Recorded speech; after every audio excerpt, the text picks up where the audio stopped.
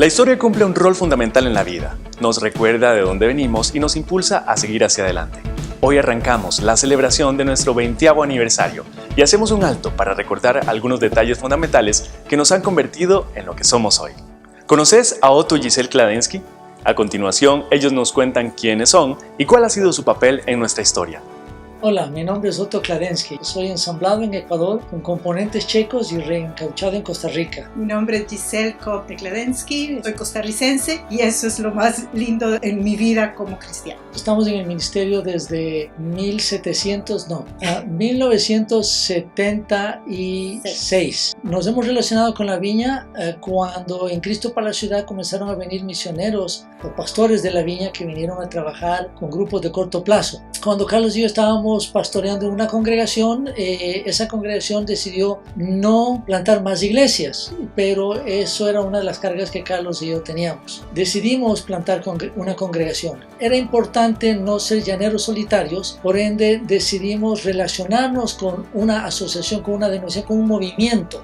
Y el movimiento Viña fue el que más nos atrajo por sus valores, por sus prácticas. Siempre fue muy hermoso poder participar con Carlos y Nubia y entrar en esa creación junto con Dios de lo que hemos llamado y se conoce como la Iglesia Viña del Este. Ver cómo crecía la gente de un grupo que Carlos empezó, que de 14 personas allá en Guadalupe, llegar a ser en 1996, si no me equivoco, llegar a ser una congregación de 150 personas relativamente rápido. Fue interesante que en esa época se dio la coincidencia que el hermano Chuck Apperson, que era coordinador de las viñas del extremo sur de Estados Unidos, se pasó a vivir acá a Costa Rica. El reto que nos lanzó fue: Carlos, Otto, ¿quieren agarrar la lonchera? Porque en realidad teníamos que desaprender las mañas bautistas, etcétera, etcétera, de parte mía, y las mañas panderetas pentecostales de Carlos. Entonces es muy interesante que a través de los años uno dice: wow, cómo hemos cambiado, y en realidad la visión del reino le cambia a uno los paradigmas. Para mí personalmente fue un choque ver a don Juan, a don John Wimber dando... Choque, eso era casi herejía. Era una herejía, exactamente. Verlo predicando en sandalias, medias, camiseta tipo camisa por fuera abierta, fue tan impresionante para mí que yo tuve que cerrar los ojos y decir: Señor, déjame escuchar lo que Él tiene que decir. Era impresionante su exposición porque fue una historia de las iglesias tradicionales y cómo llegar a la viña. Ese específico momento fue de mucho valor para nuestro cambio. Damos gracias a Dios realmente por el tiempo que el Señor ha dado a la viña en general en Costa Rica para crecer, y estos 20 años de la Viña del Este nos da ánimo y sabemos que el Señor en su bondad nos une para poder ser parte de su reino. Sí, ha sido muy bonito no solamente ver cuánto se ha avanzado, cuántas viñas se ha plantado. Tenemos lindos recuerdos y, como dice la canción, ya no me acuerdo qué himno número era, no pare, siga, siga. Les motivo a ustedes que ahora están tomando el churuco, que sigan adelante, que sigan escuchando la voz del Señor, siempre en estéreo, escuchando la voz del Señor y escuchando a lo que la audiencia necesita, porque tenemos que seguir adelante rascando donde pica. Dios les bendiga. Interesante, ¿verdad? Ana Lorena y el pastor Carlos Chacón nos cuentan parte del proceso que experimentamos como iglesia para llegar hasta donde estamos hoy. Presta atención. Mi nombre es Ana Lorena, yo soy misionera. Hace 20 años comenzamos en el Colegio Monterrey un pequeño grupito. Mi esposo era el bibliotecario de ese colegio. Fue muy lindo. Éramos amigos, hermanos, pasamos un tiempo muy bonito. En ese entonces no se había definido a qué denominación íbamos a pertenecer. Fue entonces cuando se habló de la viña, iniciamos un proceso para conocer sus valores, su gente. Mi esposo y yo realmente nos identificamos muchísimo, profundamente. Hoy él está en la presencia del Señor ya hace 4 años y hoy continuamos, mi hijo y yo. En aquel entonces él tenía 1 año, ya ahora va a cumplir 21. Hoy continuamos pensando que la viña es nuestra mejor opción. cuando habíamos alcanzado como 140 personas de asistencia y nos reuníamos en el gimnasio del Colegio Monterrey, ya era hora de salir de allí y esa alternativa surgió en el Colegio Metodista. Sin embargo, ahí estuvimos solamente 3 meses, no teníamos para dónde irnos. Estábamos en un lugar que habíamos rentado como oficinas, estaba Enrique conmigo, estábamos orando y yo me puse a llorar, le dije, Señor, ya no tengo para dónde coger, necesitamos que tú hagas algo. Después de orar un rato, comenzamos a tomarnos el refresco y a ver los anuncios y ahí aparecía una bodega que alquilaban pero en Curridabat. Bueno, llamemos. El corredor de bienes raíces nos dice, ¿y para qué necesitan ustedes el edificio? Y ya le contamos que era para una iglesia cristiana y dice, no, eso no le sirve. Pero hace 1 hora me acaban de ofrecer una que si quiere la vamos a ver. ¿A dónde? Diagonal al Colegio Vargas Calvo en el puro centro de San Pedro Monte de Oca. Quedamos de vernos en 1 hora.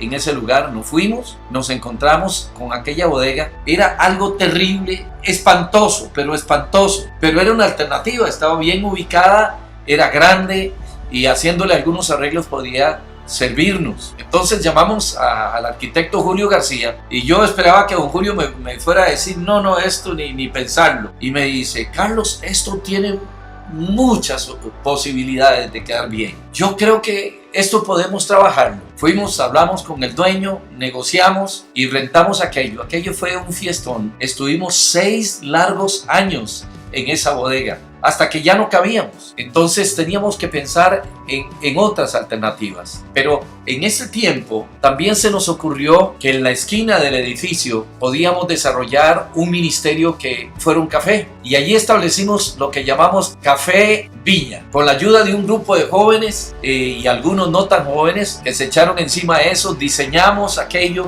y construimos un lugar que era para tomar café. Habían conciertos de música cristiana muy revolucionaria. Se reunió un grupo de jóvenes que siempre llenaban aquel lugar, pero después de un tiempo ese café ya no funcionaba tan bien, sino que generaba más bien muchas preocupaciones y decidimos cerrarlo. Para ese entonces la iglesia ya no cabía y llamamos a un tiempo de ayuno y oración para soñar por un nuevo terreno o un nuevo edificio. Pero ahí en el área de San Pedro era imposible. Los precios eran inalcanzables. No habían propiedades grandes como la que necesitábamos. Entonces nos metimos en ayuno y oración. El día número 40 de estar ayunando y orando toda la iglesia, tuvimos una vigilia. Como a las 4 de la mañana paramos de orar un rato y yo dije, bueno hermanos, Dios les ha mostrado algo, hay alguna visión, alguna palabra que Dios les haya dado. Y 5 personas diferentes, Dios nos había dado una visión de un lugar donde habían unos árboles de pino gigantescos al frente de la propiedad. Era una propiedad amplia como un potrero. Y decía, pero ¿dónde estará esto? ¿Dónde estará esto? Encomendé a los hermanos que fueran a buscar por todo lado donde encontraban un terreno con esas características. A las 2 hermanas, una hermana que ya no está con nosotros, vive en Guanacaste, me llama un domingo y me dice, don Carlos, encontré la propiedad. ¿Dónde? En Salitrillos de San Rafael de Monte de Oca. Me vine para acá, me encontré con ella y efectivamente era el lugar que habíamos visto. Yo lo había visto en una visión.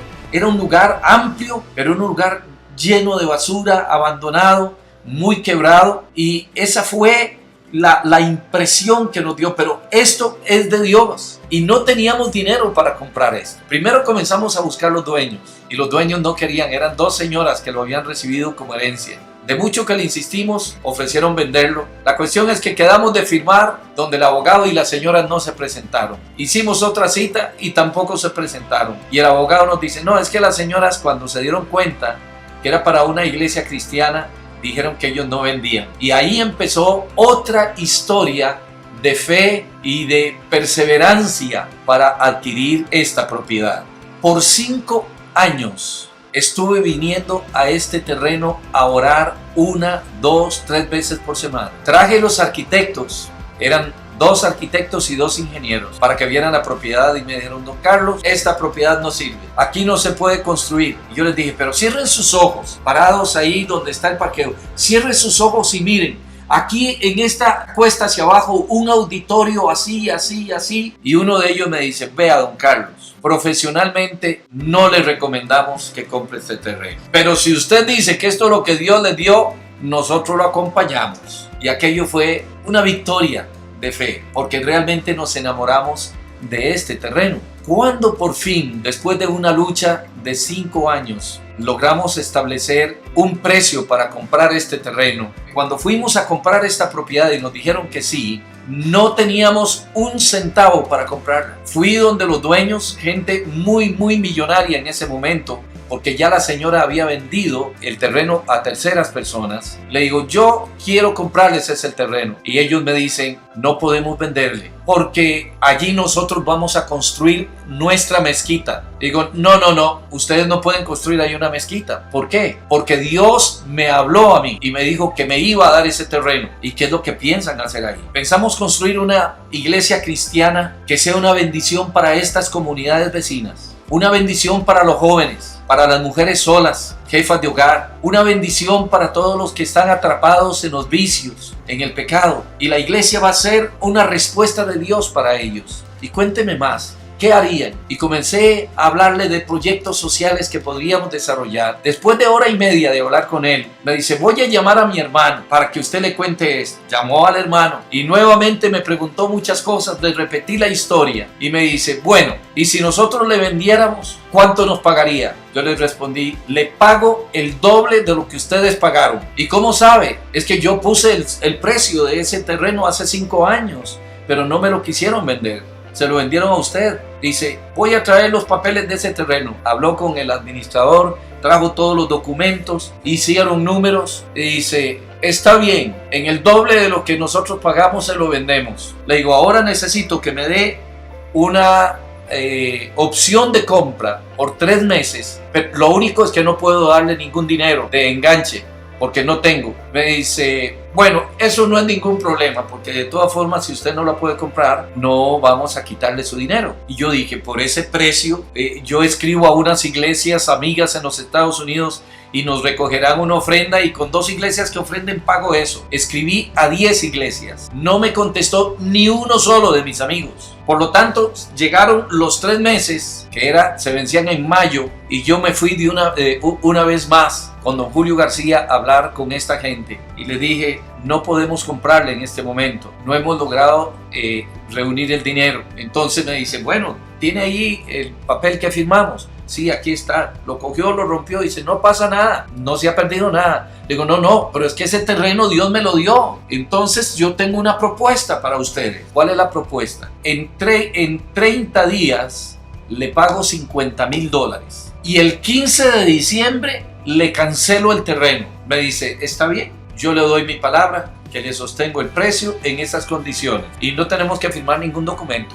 Y yo dije, pues vamos al sistema bancario nacional, pedimos un préstamo y pago eso. Pero había que recoger $50,000 en esos pocos días, eran 30 días. Hicimos una campaña en la iglesia y la gente trajo las bicicletas, los anillos, los relojes, hicimos de todo. Aquello fue algo impresionante y logramos recoger $35,000. Y hablé con un hermano mío, me dice, yo le presto los 15,000 que hacen falta. Y llegué a donde el hombre y le entregamos $50,000. Hicimos la escritura con una hipoteca de primer grado sobre el saldo, sobre la propiedad, pero ya era nuestra. Nos vinimos aquí y hay fotos del primer día que vinimos a limpiar todo esto. Fue algo espectacular, la alegría que vinimos, fue una maravilla. Pero fuimos a todos los bancos y ningún banco del sistema bancario nacional le presta a las iglesias evangélicas, porque si no pagan nos echamos el pueblo encima. Se cerraron todas las puertas y yo dije, Dios mío, ¿y ahora qué hago? ¿Cómo le digo a esta gente que todo el dinero que dieron lo vamos a perder? Porque no teníamos de dónde coger. Pasaron